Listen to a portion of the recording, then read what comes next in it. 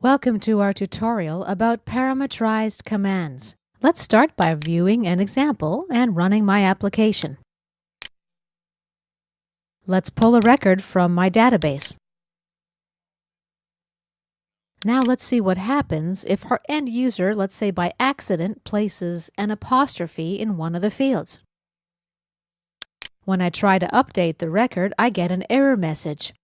Let's mouse over the Update SQL variable to review what the problem is. I've got a double apostrophe. It's confused the server. Let's stop our application and run it again. Now let's pull the same record. We'll add the same error, the apostrophe. Now let's use code which incorporates parameterized commands. And we have no problems. We're able to update. The apostrophe was added to the first name. Let's take a look at how this works. Here's our original code. We used it in our previous tutorial.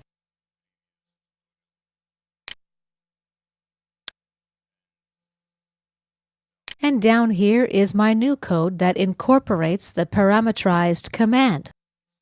Essentially, what we've done here is replace the hard-coded values with placeholders.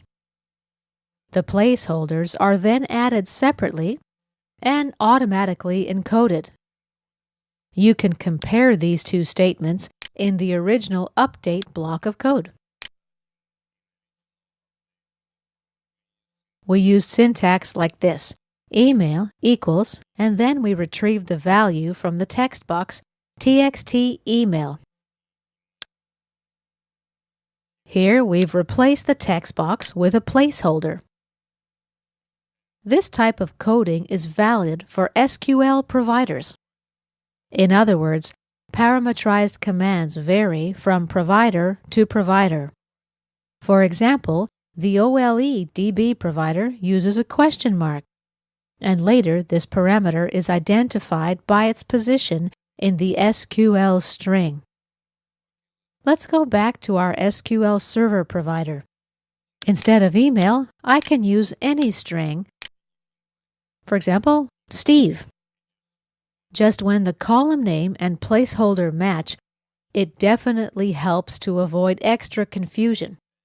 In the next step, we supply the parameter object for each parameter. We do this by incorporating the add-with-value function. After this, the rest of the code works in the same manner as in our previous tutorials. Let's talk about a couple more things. Here I've shown you an example where the user by accident or unknowingly uses an apostrophe. Hackers, on the other hand, can exploit this opportunity as what's known as an SQL injection attack.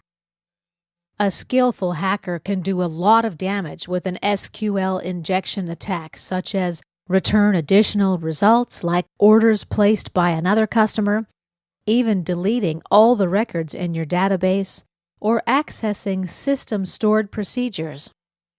Because the damage can be so serious, this is something you should be very cautious about. This concludes our tutorial about parameterized commands.